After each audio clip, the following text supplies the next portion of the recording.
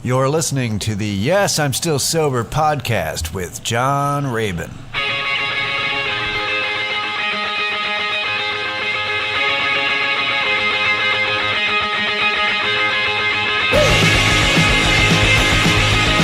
Hello, everybody. Welcome to the Yes, I'm Still Sober podcast with John Rabin, episode 46.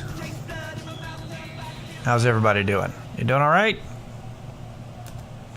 Are you staying sober if you're sober? If you're not, are you staying sane or normal people? Hope you're having a good week.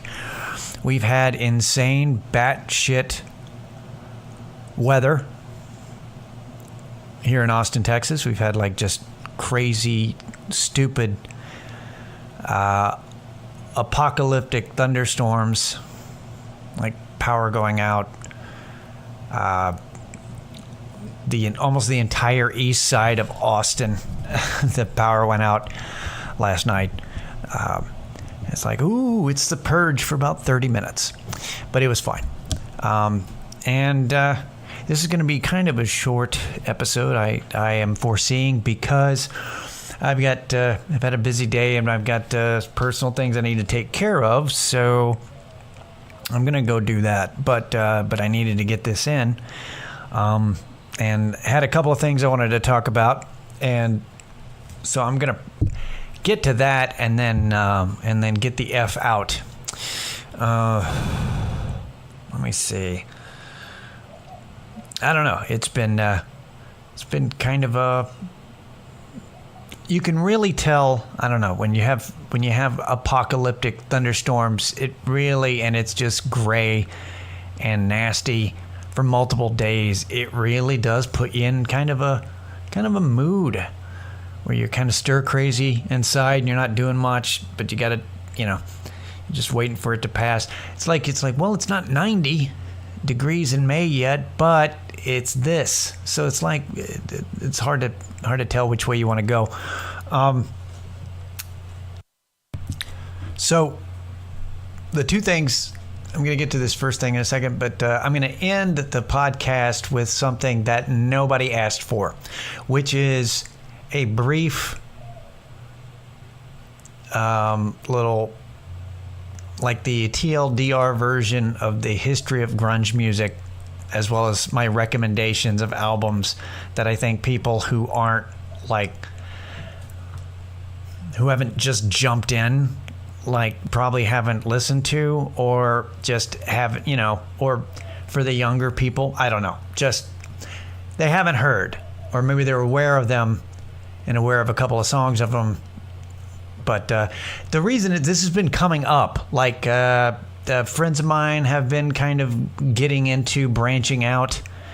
A couple of coworkers have, and the funny thing to me is that they all started, they already knew Nirvana, and they all started with Pearl Jam, which I can't listen to ever again.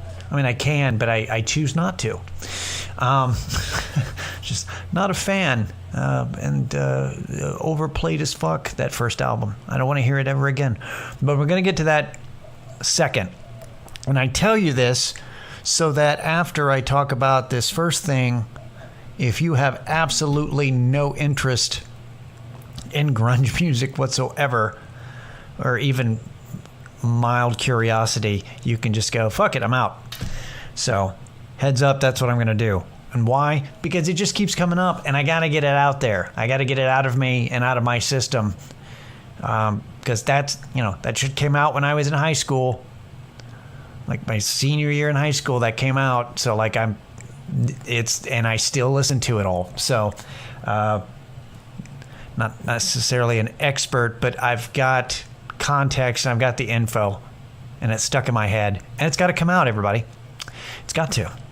But this first thing, this TED Talk was sent to me by a friend, a listener of the show and person I know. And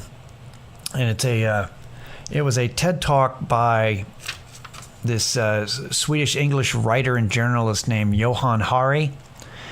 and he's written about depression and addiction, books about that. But this particular TED Talk was called "Everything You Think You Know About Addiction Is Wrong." Now, it's been viewed several million times, so some of you may have watched it. And the first thing I want to say about, before I get into it, is I noticed the trend where people like to just make a blanket statement like, hey, everything you know about this is completely incorrect, and there's no way that's true. There's no way that all of a sudden the new generation discovered thing that makes everything else wrong. It's kind of a baiting title.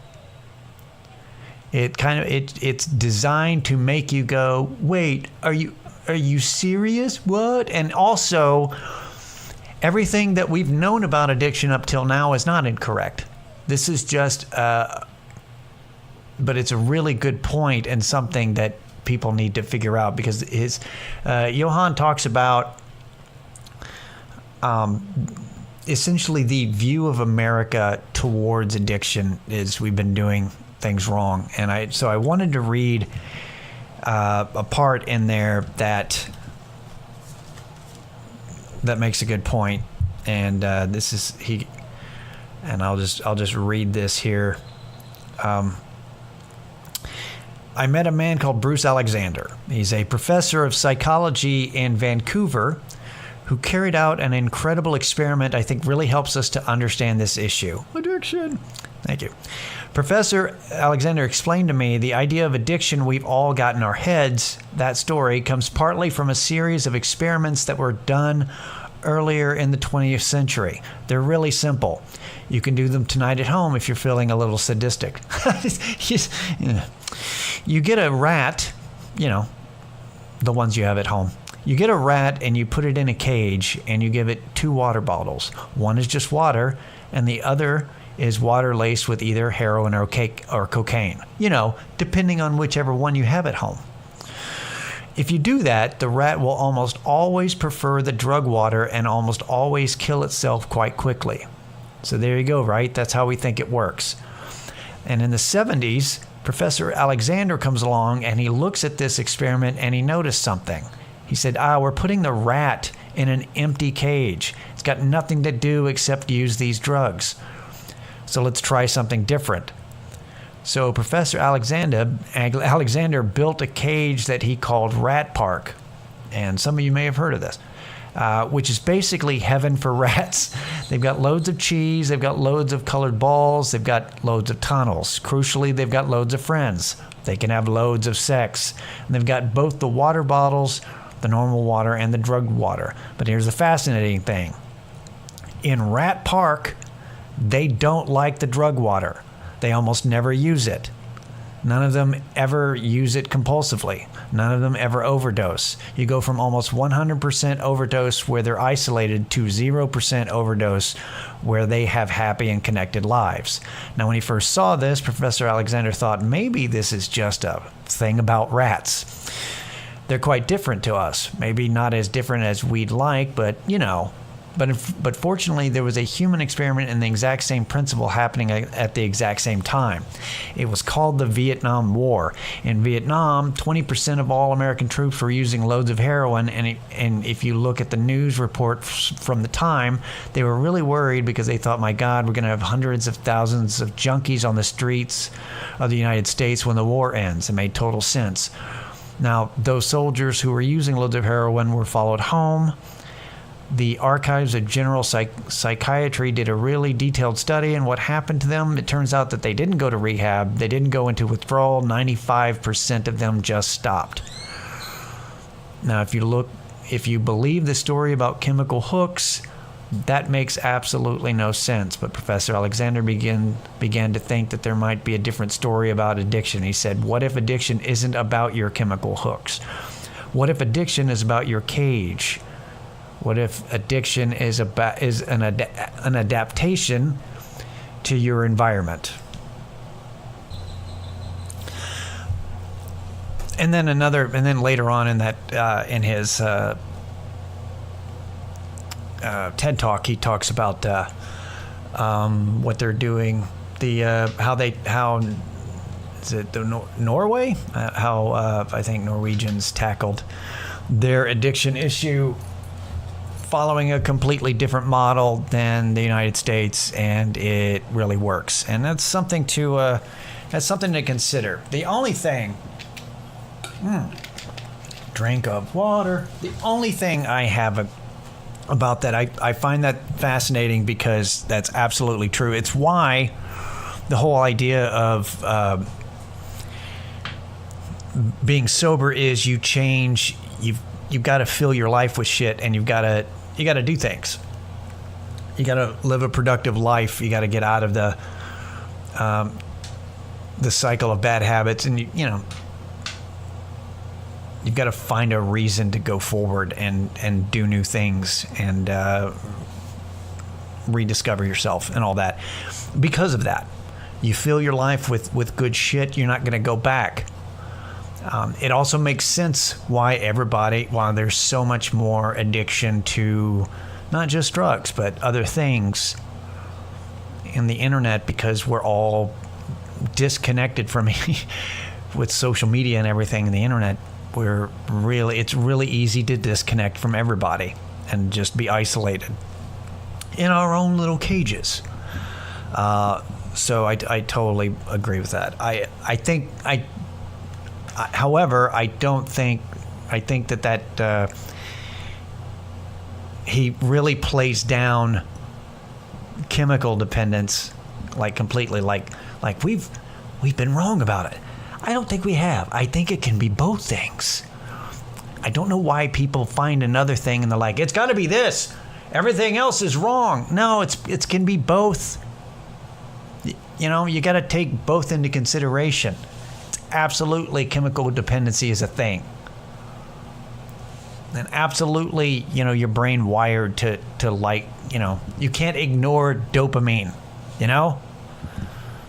It's crazy, but that's something I wanted to share. And so now let's get into grunge, you guys. Because I don't know what you know about it. And this all sparked from me reading a post by a friend of mine who's early 30s, who openly admitted, he was like, you know what? I don't know the difference between any of these bands. They all sound the same to me, which made me kind of get really defensive, that's fucking stupid. They're not all the same. They all sound different. And then I'm like, except that you have to have an interest in it, because pop punk all sounds the same to me. I can't tell the difference between any of those stupid bands. Now, they all sound like Green Day is their only influence. I don't know. So I get it. It's what you know. All right, so here it is, kind of to discern between the different bands, and here's the story, basically. All right. Once upon a time, there was a band called Green River. It's like 1984. Green River was Mark Arm, the lead singer, and he played guitar, but there was also it was Jeff Ament and Stone Gossard were in that band, and other people. And then Green River played for a few years, and they've got an album, or it's an EP, called Dry as a Bone, and that you should check out. But they were together for about 3 years, and then in '87 they were kind of split. Mark Arm, the lead singer, wanted to be more independent, whereas Stone Gossard, Jeff Ament, and another dude, they wanted to find a major label, and he accused them of being too careerist. He wanted to stay independent, and it kind of came to a head. They had a show, and the band members invited like major label agents instead of their friends to the show on the guest list, and only like two agents showed up or whatever, and nothing became of it. And so that kind of came to a head, and they split up. So when they split up, Mark Arm, the independent, the guy who just wanted to play music, man, he starts a band called Mudhoney. And Mudhoney is the shit. They're a lot, they sound a lot more indie, not a major label band. And people who like the harder grunge shit, or who, people who don't like mainstream music, almost all of them will talk about Mudhoney. And they're still around, and they never hit it big, but they're great. So basically, Mark got exactly what he wanted. What the other guys, with Stone Gossard and Jeff Ament, and the other guys partnered up, and with the lead singer, whose name was Andrew Wood, and they were in a band called Mother Love Bone. Mother Love Bone released one album, and then Andrew Wood, their lead singer, OD'd on heroin and died in 1990. He was the pioneer of ODing on heroin in Seattle. So he did that, and so that was the end of that band. And that is when their friend Chris Cornell from Soundgarden, who was around, partnered up with the remaining members of Mother Love Bone, and they did a tribute album to Andrew Wood, who's dead now. And that album is called Temple of the Dog. And that's what Temple of the Dog is. It's a dedication album to Andrew Wood with all the members of Mother Love Bone and Chris Cornell singing. And because of that, he introduced the members of Mother Love Bone to the guy who guest sang on one song, Eddie Vedder. They all came together and they formed Pearl Jam. And Chris Cornell went back to, Soundgarden. And so that's kind of how it morphed into, Pearl Jam, Soundgarden, Alice in Chains is playing around. And Alice in Chains gets the first major, first popular album on a label to come out of Seattle. Was their first album called Facelift. And then shortly after it, then Nirvana hits. And then and then the rest you can kind of look up, but that's how that kind of morphed into the different bands. So my recommendations, if you are interested, is to definitely check out Mother Love Bone's only album. It's called Apple. Green River, you got to check out. It's Dry as a Bone. That's their EP. And let me see. And then you got to check out Mudhoney. Hello. Okay. Sorry, I paused it real quick. The album. I'm giving you one album, from the band that you start with. And so for Mudhoney, you want the Super Fuzz Big Muff. That's the name of the album. All right. And you probably, the other albums of Soundgarden, although you should really check out the earlier Soundgarden album. Louder Than Love's my favorite. Smashing Pumpkins, you should check out their first album named Gish. People don't hear that enough. That's the it's weird because Smashing Pumpkins are from Chicago, but they're like, they got in good with everybody, and Chris Cornell liked them, so he's like, no, so they kind of get thrown into the Seattle scene, even though they're from Chicago. And then here's just a few more albums you need to check out. All right, there's a band called Screaming Trees. Their album was called Sweet Oblivion. They were another band that they had a hit single, but people don't really listen to them. You got to listen to that album. Melvins, most people know the Melvins. Melvins is if you like doom metal, like real slow zhin type shit, check out Melvins Houdini. If you like Riot Girl shit, you have to listen to L7. You should listen to L7 anyway, but Bricks Are Heavy. That's the name of the album. Check them out. Mike McCready from Pearl Jam. I don't know why people like Pearl Jam now. I don't. They're fine. Anyway, Mike McCready, guitar player for Pearl Jam. When he was in rehab, met a bass player who was also in rehab, and they got together with the drummer from Screaming Trees and did a side project. And then they invited, ironically enough, because they both were in rehab for heroin, but they invited Lane Staley. They invited Lane Staley as their lead singer, and that band was, the one-off band was called Mad Season. The name of the album's Above. Should check that out if you're already into the shit that I'm talking about. Another band called Veruca Salt. They sound a lot like the Breeders, but I like Veruca Salt a lot better. I don't know. The American Thighs was like their big album. Check that out. And then finally, if you're a huge fan of Alice in Chains like I am, then they kind of, it's like, what would, I like them with Lane Staley. I don't much care for them now. But the last... There was an album that Jerry Cantrell, the guitarist and majority of the song, wrote, 70% of the songs.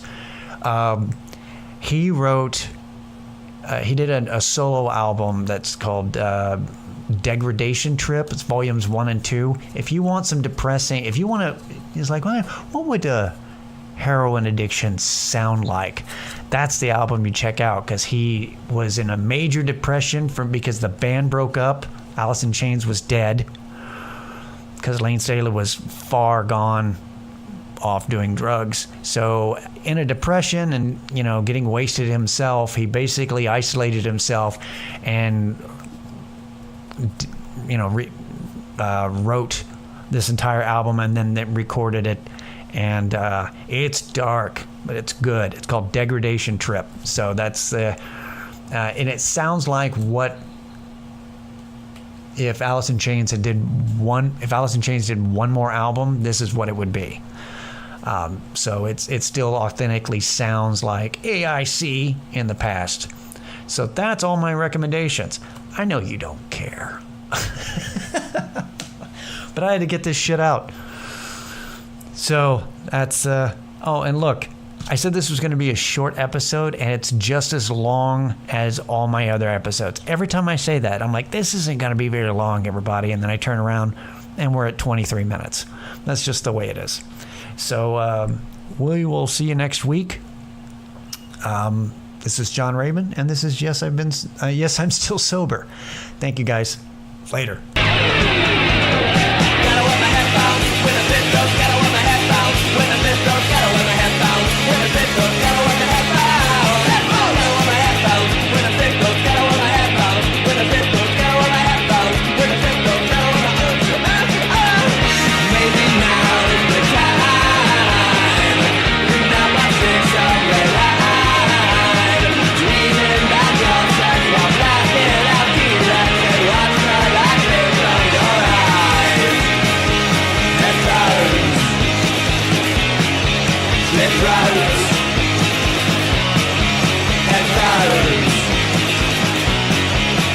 Right.